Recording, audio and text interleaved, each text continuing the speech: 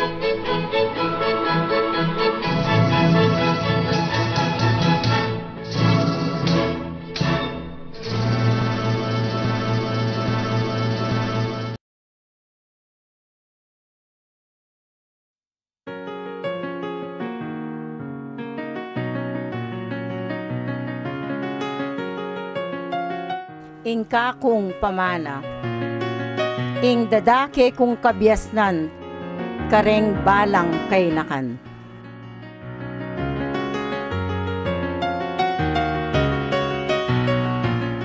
Ing kakong pamana, ding kana kung obra maestrang mamietula, king matayot kaladwa.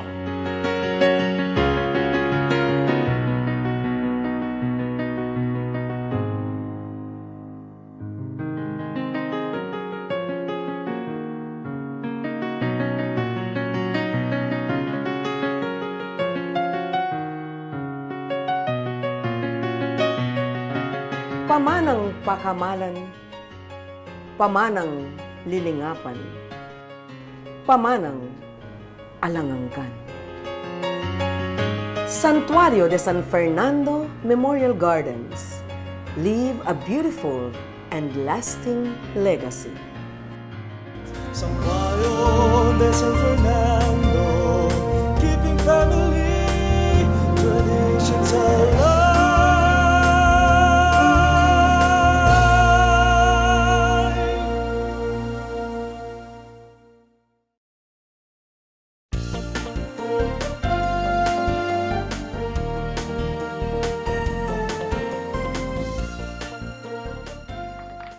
Magbalik ka pa rin po ing personalan at kayabe tayo pa mo rin po ing pagmaragol na ning lalawigan Pampanga Miss Maritel Rivera. Okay.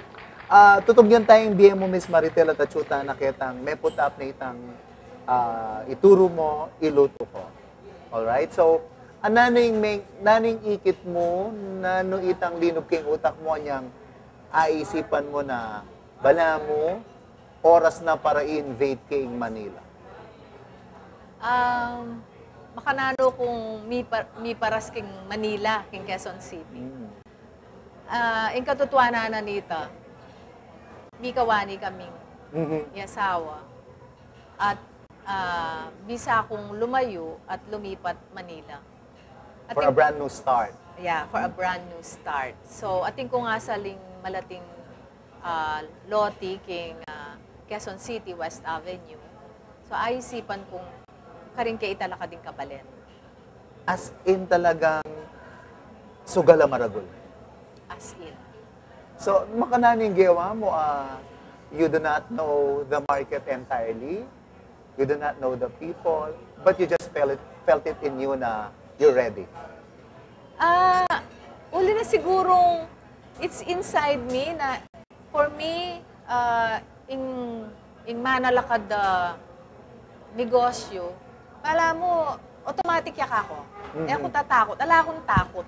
So, anyang aisipan kong gawa kong restaurant king Manila. Yung sinabi ko mukhang sarili ko, nino ring kalaban.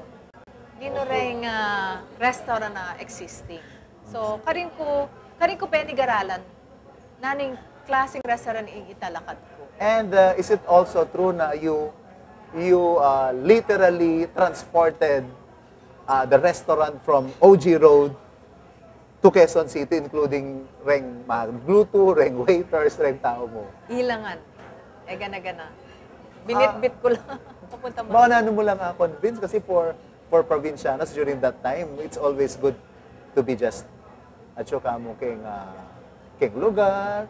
How were you able to convince them? Kasi bahay pa sa lubong, ituro mo yung luto ko, was a family-run business. So even yung reng empleyado mi, wala mo pamilya mi lang. Kaya kami na lang makatuknang.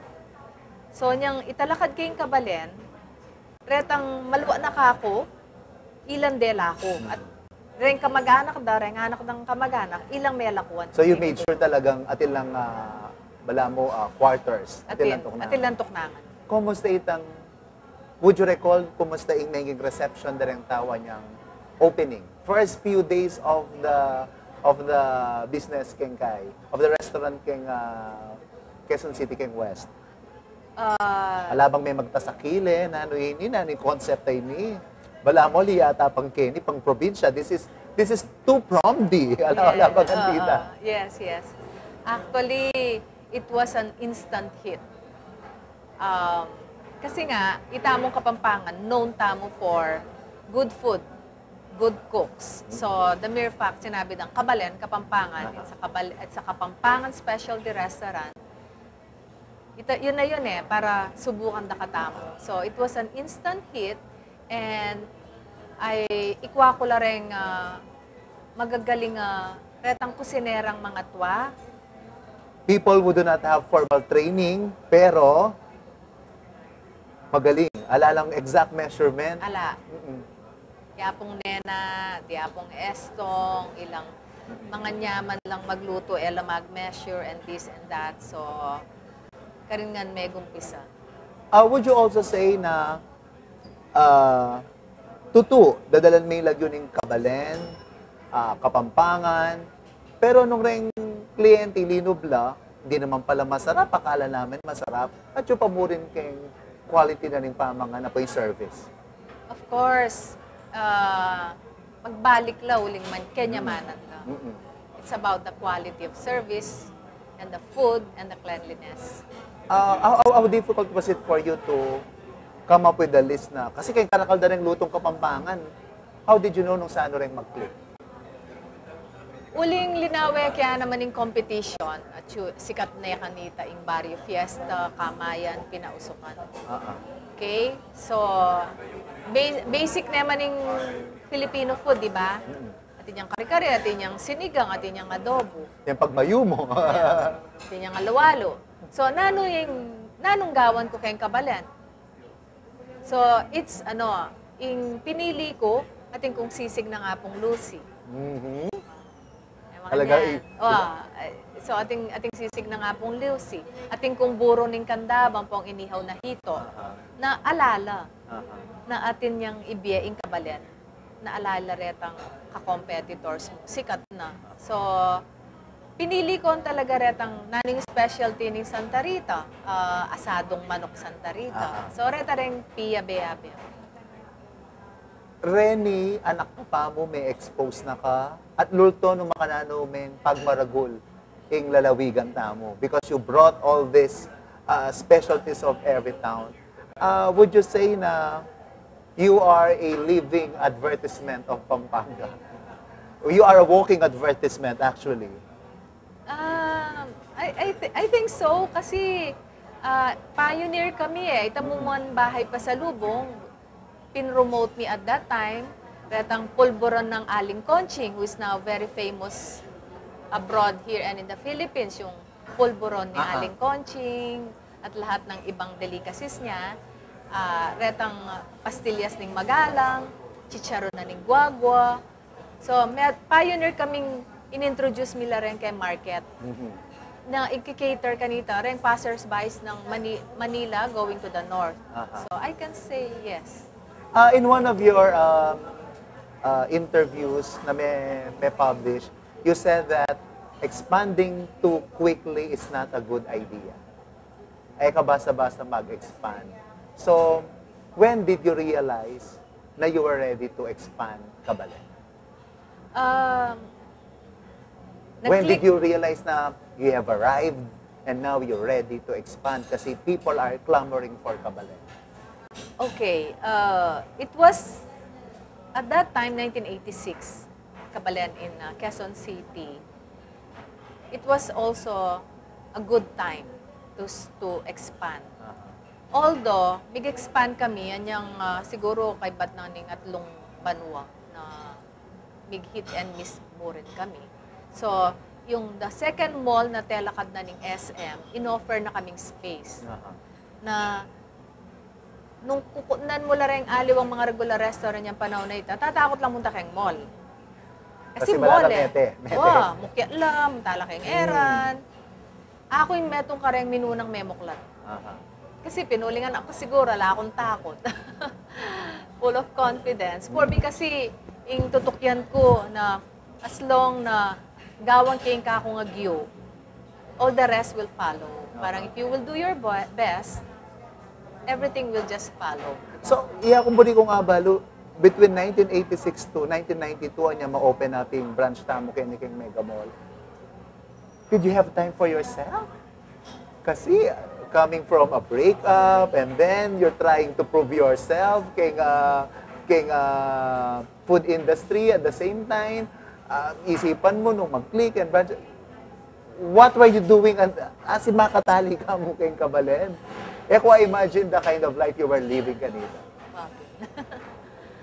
Full of energy eh. When you're young, you're full of energy. And kasi for me, my work is my life.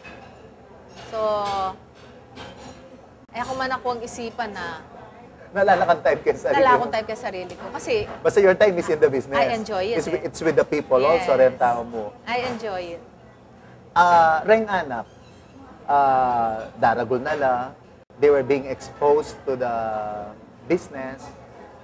At anyang panahon na ita, ikit mo na ba na atin karela na potential na talent na just in case nakabisa, they will take over? Yes. As in, that early. Okay. Reng anak ko, lalo na retang anak kong Meragul Kim Pampanga, which is Ian and Aji, Meragul lang makatok ng laking restaurant. Kasi reng bahay pa sa lubong ang Point Balemi, makadikit la. Yung ituro mo, iluto ko, makadikit siya rin yung Balemi. So, marano niya itang exposure da. So, automatic mo rin karela na they can handle the business. And it's a good thing na Ian is into managing the business while Aji, iya talagang may nag-aral culinary arts kayong San Diego and is iyang mag-handle kayong product development. Yes, Aji. How do you feel about it? Nabala mo talagang inais na nga ning apong Gino na rin adwang matwa at ilang kanya-kanyang ilang pa pati linya kayong business. Yeah. Para kako, maswerte ko rin ulit rin anak ko. May kasundula at balo ng sabyan iyan, ay Aji, biyasa yung magluto. Manyaman niya magluto. Makaintindihan kayo pa magluto. Iyan, agyuning operations. Agyo na lang i-handle din tao. So, big balance siya. So, for me, that's... Pwede na ka mag-slow down. Pwede na ako mag-slow down. Ayan. Ay, kaya pong pamagbalik tamo. Nano pa po yung balak na ni Metong Amaritel? Considering na karakal na po in-open na team restaurants and branches na ning Kabalen, nano pa po kaya yung luluto na para kay katamo? Abalo tamo po yan, kay Maglipat Channel. Magbalik ka po yung Personalan. Nanong mas masakit? Come up with a new branch of Kabalen or come up with a new theme restaurant?